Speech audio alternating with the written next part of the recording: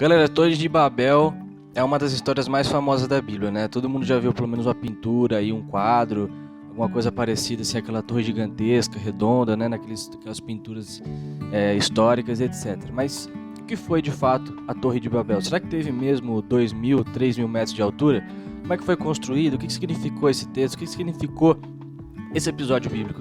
O que esse episódio bíblico nos traz de ensinamento?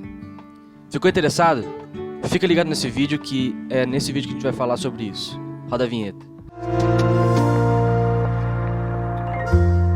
Salve galera, bem-vindos a mais um vídeo aqui da casa. Se você não é inscrito, se inscreve aí no canal, ativa o sininho, dá um like nesse vídeo para ajudar esse vídeo a ganhar mais alcance, o YouTube entender que esse vídeo é legal e transmitir ele para mais pessoas, abençoar mais vidas, beleza? Então, sem mais delongas, bora pro vídeo. Galera, a Torre de Babel está lá em Gênesis capítulo 11, versículo de 1 a 9, tá? Vamos ler aqui rapidinho para a gente se situar. Ora, em toda a terra havia apenas uma linguagem e uma só maneira de falar. Sucedeu que, partindo eles do Oriente, deram com uma planície na terra de Sinar e habitaram ali. E disseram uns aos outros: Vinde, façamos tijolos e queimemo-los bem. Os tijolos serviram-lhes de pedra e o betume de argamassa. Disseram: Vinde, edifiquemos para nós uma cidade e uma torre, cujo topo chegue até os céus, e tornemos célebre o nosso nome, para que não sejamos espalhados por toda a terra. Então desceu o Senhor para ver a cidade e a torre que os filhos dos homens edificavam. E o Senhor disse: Eis que o povo é um, e todos têm a mesma linguagem. Isto é apenas o começo, agora não haverá restrição para tudo o que intentam fazer.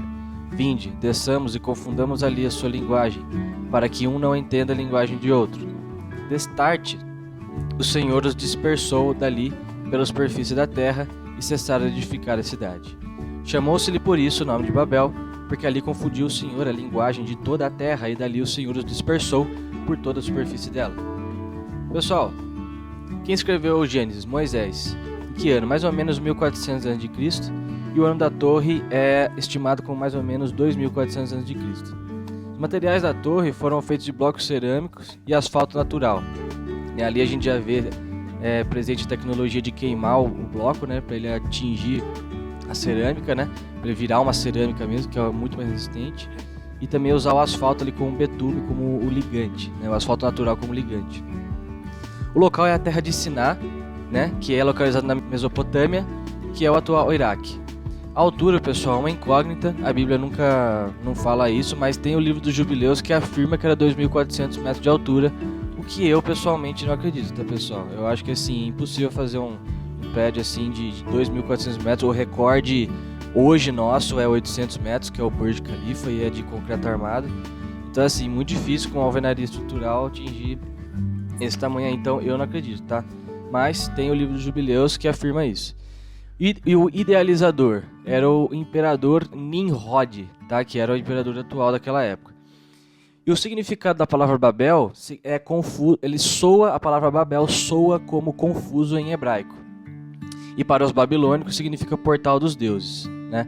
E provavelmente a Torre de Babel era um zigurate, que era um templo muito comum da época, conforme vocês estão vendo aí na tela, né? Isso é um zigurate babilônico.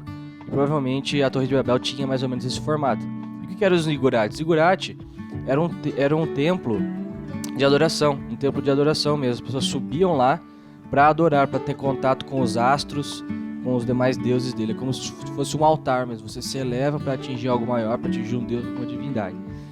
Tá bom? Então, pessoal, como já foi falado, a Torre de Babel ficava na Mesopotâmia, que é o atual Iraque, e ela tinha o formato de um zigurate. Bem, o que esse texto nos ensina? Primeiro, vanglória e fama pecaminosa. Qual que era a motivação do povo? Não era fazer algo maravilhoso, algo que glorificasse a Deus, que seja ali uma obra a Deus. Não. Eles queriam atingir vanglória. Eles queriam atingir uma fama pecaminosa. O próprio texto fala: façamos o nosso nome célebre. Certo? Então você já vê aí o início do pecado.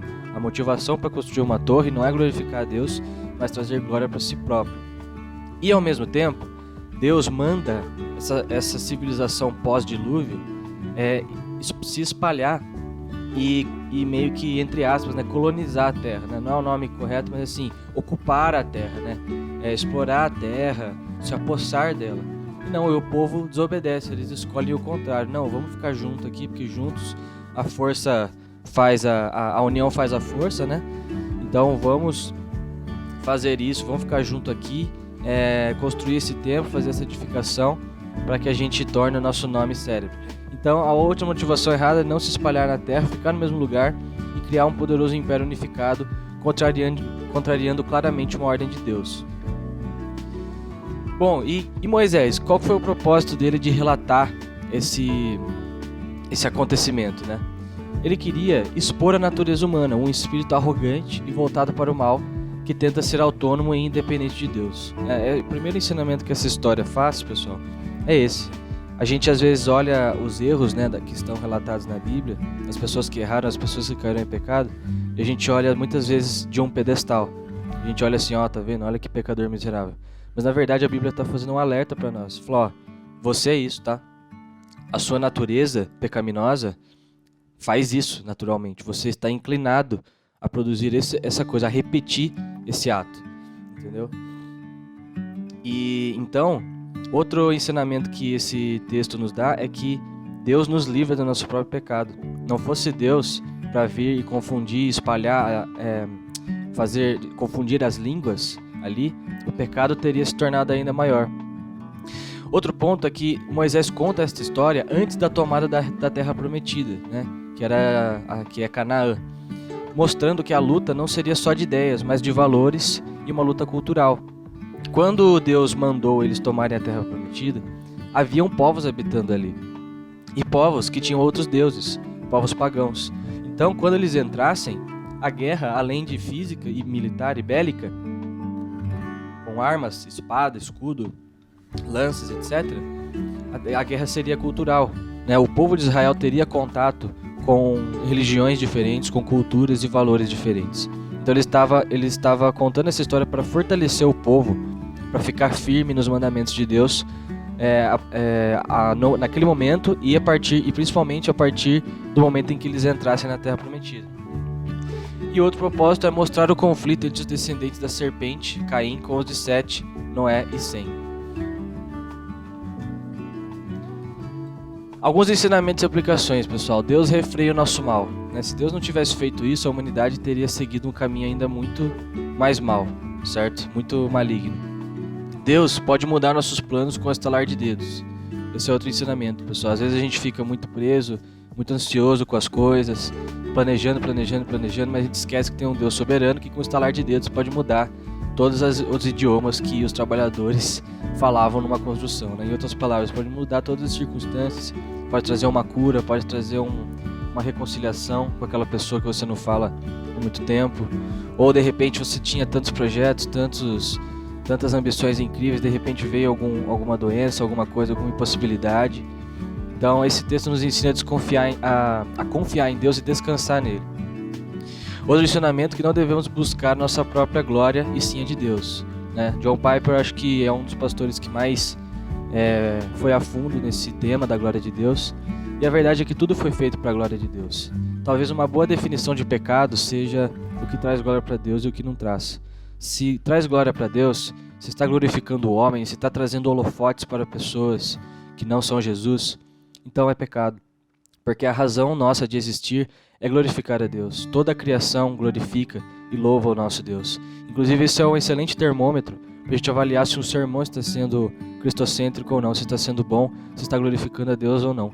Às vezes o pastor pega o microfone e começa a falar de si próprio, começa a falar da esposa, começa a falar daquela vez que ele foi ungido para expelir um demônio e que deu tudo certo. Cara, a linha é muito tênue, né, entre você contar um testemunho que edifica a igreja e estar se vangloriando com isso. Então, cuidado. Obediência a Deus sempre é outro ensinamento.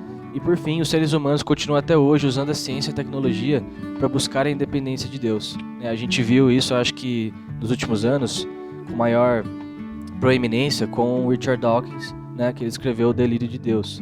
E isso é mais uma forma de manifestação do orgulho humano. Como tem uma frase que eu gosto muito do Adalto Lourenço, na verdade não me recordo se é exatamente dele, mas já vi ele reproduzindo essa frase. Pouca ciência te afasta de Deus, muita ciência te aproxima. Porque uma ciência verdadeiramente feita com muito afinco, vai mostrar para você que existe um Deus Criador. que a própria ciência, conforme fala Romanos 1, a própria natureza, a própria criação está gritando, está falando claramente que existe um Criador por trás disso tudo. Mas a ciência, muitas pessoas, apesar disso, apesar de tanta clareza, de tanta obviedade, né? Qualquer pessoa, não precisa nem ser cientista, quando você olha ao seu redor e vê como as coisas se encaixam perfeitamente, a precisão milimétrica, nanométrica com que Deus fez o mundo e com qual a vida se estabeleceu aqui na Terra, já mostra claramente que existe um Deus criador, um design inteligente, um designer inteligente por trás disso, que não foi fruto do acaso, que não foi fruto de efeitos randômicos e aleatórios. Mas apesar disso, apesar de tanta obviedade, as pessoas usam a ciência e a tecnologia para tentar alcançar a independência de Deus. Mas a verdade, pessoal, é que a revelação é superior à ciência. A lógica matemática, a lógica científica, o método científico, ele é bom, ele tem suas vantagens, mas nós não podemos elevá-lo a status de revelação. Não podemos elevá-lo a status de verdade absoluta, porque a própria ciência se refuta ano após ano, dia após dia. O tempo todo saem novas publicações científicas que refutam as anteriores. Um exemplo disso é, para Newton o tempo era absoluto. Veio Einstein e provou que o espaço e o tempo são uma coisa só, que ele chamou de espaço-tempo, e que o tempo na verdade é relativo. Com Newton, a luz era uma onda. Já com Einstein, ele provou que a luz é uma partícula. A luz tem um comportamento duplo, né? A dualidade onda-partícula que a luz apresenta. Então a ciência se refuta na nutrição, então. Antigamente o ovo era o vilão, agora ele faz bem, e assim por diante. Então, pessoal, vamos entender que a revelação de Deus, mesmo que nós não entendamos 100%, ela é superior à ciência, ela é superior ao método científico. O método científico falha, a palavra não, a palavra é eterna. Pessoal, esse foi o vídeo de hoje, espero que tenha gostado. Se você não se inscreveu no canal, se inscreve aí, manda um like, porque tá vindo mais vídeos novos aí, a gente tem muitas ideias de temas para vocês. Manda um like, se inscreve no canal para o YouTube entender que esse canal é bom, que esses vídeos são bons e recomendar para mais pessoas, e assim a palavra chegar para o maior número de pessoas possível. Beleza? Valeu, obrigado, abraço e até o próximo vídeo.